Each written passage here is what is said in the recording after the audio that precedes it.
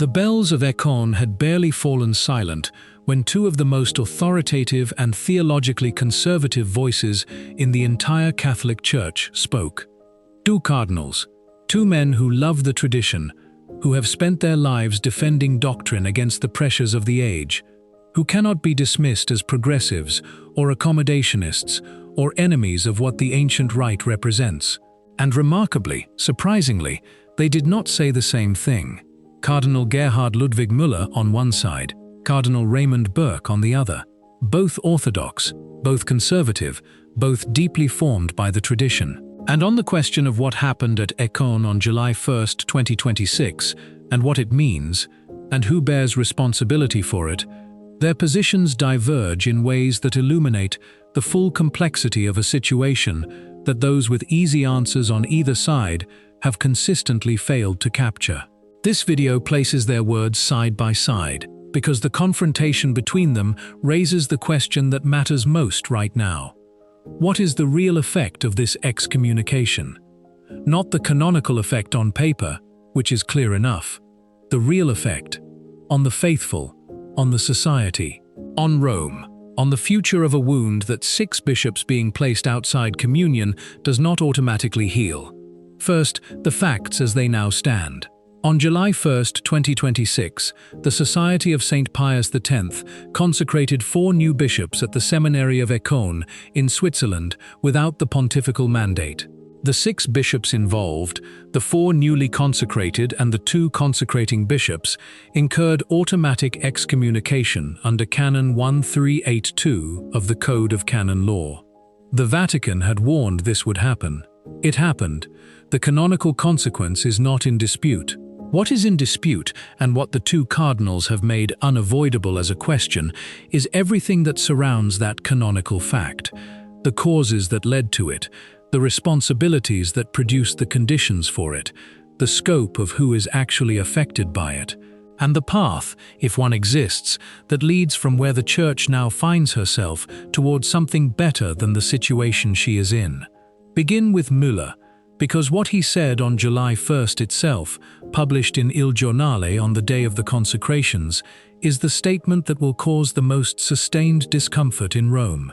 It is time to liberate the Roman Rite. Those words from the former prefect of the Congregation for the Doctrine of the Faith are not a casual opinion offered in passing.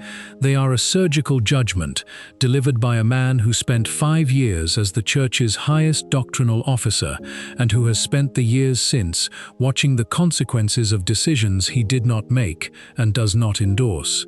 His reasoning is direct and it cuts deep. The restrictions imposed on the ancient Mass by Traditionis Custodes in 2021 have produced no positive effect. Worse than that, they have produced the opposite of what they intended. By treating the traditional Latin Mass as a source of division requiring containment, by making its celebration progressively more difficult and in some dioceses impossible, Rome handed the Society of St. Pius X something it could never have manufactured for itself: a symbol, a cause, a demonstration, visible to every Catholic who was paying attention, that the ancient rite was being actively suppressed by institutional authority.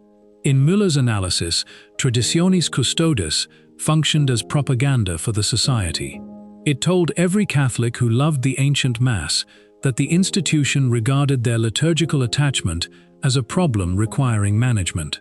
It pushed communities toward the margins. It reduced authorized locations. It generated the gymnasium in Wisconsin and the hotel basement in Pietrelcina and the diminishing list of approved venues in diocese after diocese. And in doing all of that, it made the society not smaller and more isolated, but more sympathetic and more visible. Pause on what Müller is actually saying. A former prefect of the Congregation for the Doctrine of the Faith is telling the Church that her own disciplinary policy against the traditional Mass was a catastrophic own goal, that by pressing too hard, Rome achieved the opposite of what it sought. Instead of reintegrating traditionalists into the mainstream of Catholic life, it pushed them further away. Instead of reducing the society's appeal, it increased it. The intransigent line against the ancient Mass, in Müller's reading, created the conditions that made July 1 almost inevitable. He goes further. He praises Summorum Pontificum, Benedict XVI's 2007 document that liberalized the celebration of the ancient Mass, describing it as having brought great peace to the Church. He states without qualification that the ancient rite, in its traditional form, cannot be prohibited. A Mass celebrated by saints and fathers of the Church across 15 centuries cannot be categorized as harmful, and he addresses directly the accusation that has been used repeatedly to justify the restrictions, that those who love the old rite are implicitly rejecting the Second Vatican Council. Those who love the ancient rite, Müller says, do not necessarily reject the Council. The identification of traditional liturgical attachment with conciliar rejection is, in his judgment, a false and damaging conflation. Now, before anyone reads Müller as a defender of what happened at Econe on July 1st, his position must be stated completely and honestly. He is not. He called the consecrations schismatic. He said that the faithful cannot attend the masses of schismatic priests. He has not retracted those judgments. What his July 1st statement in Il Giornale adds to them is a dimension of responsibility that his earlier warning did not address.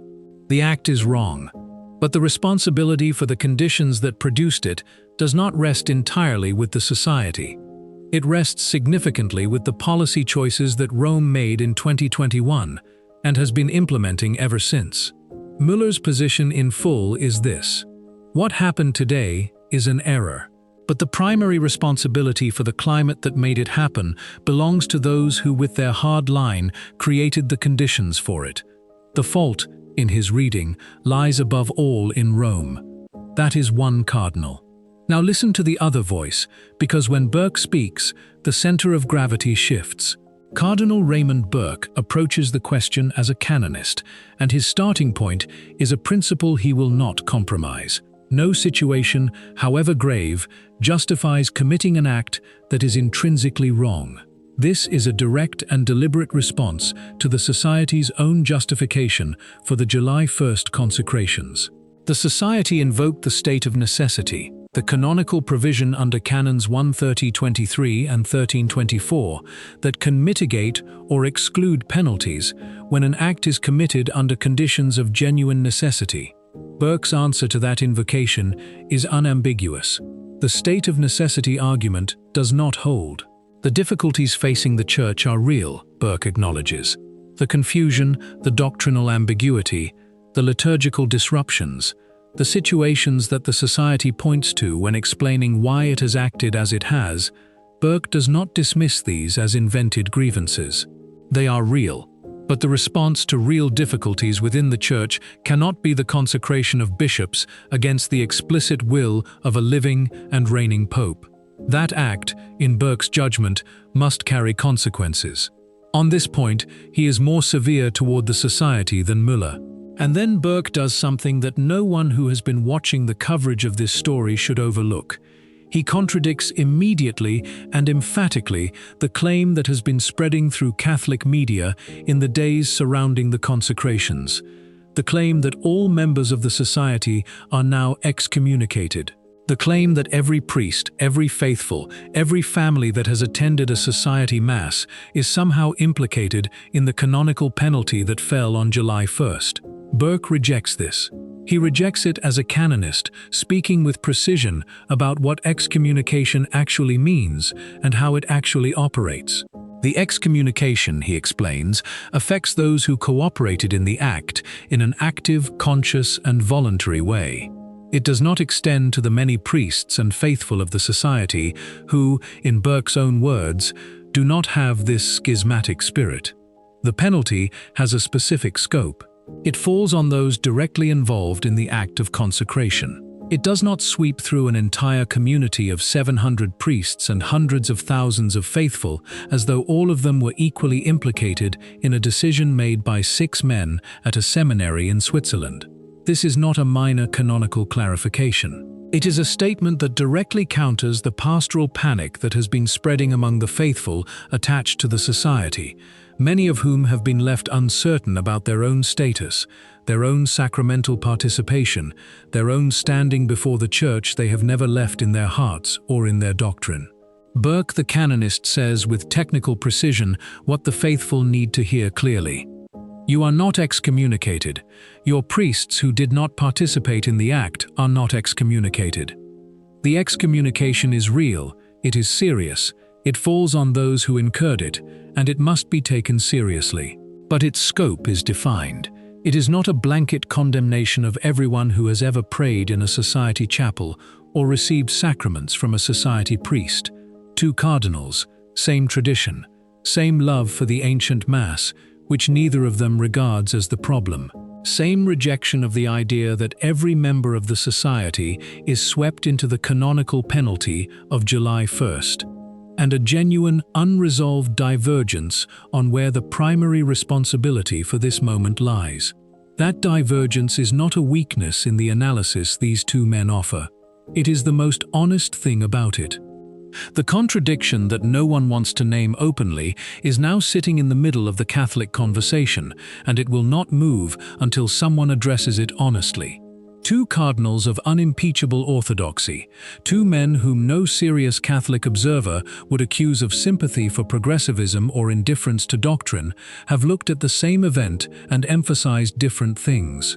And yet, when you listen carefully, beneath the divergence, 3 points of agreement emerge that matter more than the disagreement between them. First, neither cardinal regards the traditional Latin Mass as the problem. Muller says it cannot be prohibited. Burke has consistently defended it and has never suggested that the ancient rite is a source of division requiring suppression. Both men separate the question of the Mass from the question of the canonical act committed on July 1st. The Mass is valid. The Mass is good. The Mass has formed saints. The issue is not the rite. The issue is the act of consecrating bishops without a pontifical mandate, and what that act means canonically and ecclesially. Second, neither cardinal supports the sweeping extension of excommunication to the society's priests and faithful as a whole. Muller has distinguished consistently between the canonical situation of those who performed or directly participated in the act, and the broader community of priests and faithful who attend society masses and live within its spiritual framework. Burke has stated with canonical precision that the excommunication falls on those who cooperated actively, consciously, and voluntarily in the act, and that it does not reach the many members of the society who do not share what he calls the schismatic spirit. On this point, the two cardinals are in full agreement, and their agreement is pastorally significant for hundreds of thousands of faithful who have been left uncertain and anxious by coverage that has treated the excommunication as though it fell on everyone connected to the society in any way. Third, neither cardinal has closed the door to reconciliation. Muller has proposed structures for reception. Burke has framed his canonical analysis in terms of justice directed at those responsible, not in terms of permanent separation. Both men speak as though the situation, grave as it is not irreversible. Both men speak as though the society, or significant parts of it, could find a path back to full canonical communion without abandoning what they have preserved. The door, both cardinals say in their different ways, is not locked. Now hold those 3 points of agreement against the divergence, and the picture that emerges is more coherent than the surface disagreement suggests. Muller and Burke are not actually arguing about whether the consecrations were wrong. They agree they were wrong. They are not arguing about whether the Mass is valid or whether the faithful are excommunicated. They agree on both points. What they are arguing about is where the weight of responsibility lies, and that argument, followed honestly, leads somewhere important. Muller's argument is causal. He is tracing the sequence of events that produced July 1st and identifying the policy decisions that made it more rather than less likely. Traditionis Custodes in 2021 did not create the Society of St. Pius X, but it created a climate in which the Society's argument that Rome is at war with the ancient rite and that extraordinary measures are therefore justified became more persuasive to more people. Every diocese that reduced its authorized locations for the traditional Mass, every priest denied access to a shrine, every family directed to a gymnasium, added weight to the society's narrative. The restriction that was meant to contain the society's appeal amplified it instead. That is not an opinion. It is what Müller, the former doctrinal prefect, describes as the documented outcome of 5 years of implementation. Burke's argument is principled. He is holding a line that Catholic moral theology has always held. The gravity of a situation does not transform an intrinsically disordered act into a legitimate one. The society looked at the Church and saw genuine problems, genuine confusion, genuine liturgical and doctrinal deterioration. Burke does not deny that those problems exist. What he denies is that they constitute a state of necessity sufficient to justify consecrating bishops against the explicit will of the reigning pope. The necessity argument, in his canonical reading, does not reach that far. The act remains what it is, regardless of the circumstances that surrounded it. Both arguments are true, and the insistence of those on either side of the current Catholic fracture on accepting only one of them while dismissing the other is precisely what has produced the impasse that July 1st represents. There is a dynamic that Müller names explicitly and that history supports. When ecclesiastical punishment becomes pure repression, disconnected from any genuine pastoral outreach or willingness to address the legitimate concerns of those being punished, it produces the opposite of what it intends. It does not reduce resistance, it hardens it. It does not diminish the appeal of the position being condemned, it increases it. It does not make dissenters feel the weight of their error and return. It makes them feel vindicated and digs them further into their position. Traditionis Custodes already demonstrated this. The document that was supposed to contain the traditional mass movement produced 5 years of documented growth in exactly the communities it was targeting. If the excommunication of July 1st is applied in the same spirit, as pure disciplinary force without any accompanying pastoral gesture, without any movement toward the canonical structures that Müller has proposed and that others have discussed, without any honest reckoning with the policy choices that created the climate for this moment, it will produce the same result. Not a smaller and more isolated society, but a more determined and more symbolically powerful one. Not a body of faithful that returns to ordinary parish life, but a body of faithful that reads the excommunication as confirmation of everything the society has been telling them about Rome's relationship to the ancient rite. Burke's contribution to this analysis is equally important and equally uncomfortable for those who want a simple narrative. Justice requires that an illicit act have consequences. Without that, the law loses its meaning and its authority. A church that issues warnings and then declines to follow through, that announces canonical penalties and then discovers reasons not to apply them, undermines its own credibility in a way that damages far more than the immediate situation. The consequences must be real. But Burke insists with equal force that they must be just, directed at those responsible, proportionate to the act, not extended beyond their canonical scope, to sweep in communities of faithful who have done nothing more than attend Mass in a chapel run by priests who did not participate in the July 1st consecrations. The faithful watching this from the outside, the ordinary Catholic trying to make sense of what happened and what it means for their own spiritual life, deserve to hear both of those truths held together, not one at the expense of the other. The act was wrong and carries real consequences. The policy that created the conditions for it was also wrong and carries real consequences. The excommunication falls on those who incurred it and not beyond. The door to reconciliation remains open, and Rome has an obligation to make that opening visible and real rather than theoretical. What this moment reveals, and what two conservative cardinals of unimpeachable doctrinal fidelity have made impossible to ignore, is that the fracture in the Church's relationship with its most traditionally minded communities is not a simple problem with a simple solution. It is not resolved by a decree. It is not resolved by a warning. It is not resolved by treating the ancient Mass as a pastoral inconvenience to be managed into irrelevance. And it is not resolved by treating the Pope's authority as a negotiable starting point that each community can accept or decline according to its own assessment of Rome's fidelity to the tradition. It is resolved, if it is resolved, by the hard and patient work of genuine engagement, by Rome asking honestly whether its own policy choices have contributed to the distance, by the society asking honestly whether the structure of a personal prelature or a similar canonical arrangement might provide what it needs without the cost of standing outside full communion, by both sides accepting that neither has the entire truth of this situation in its possession and that the faithful caught between them deserve better than a decades-long institutional standoff.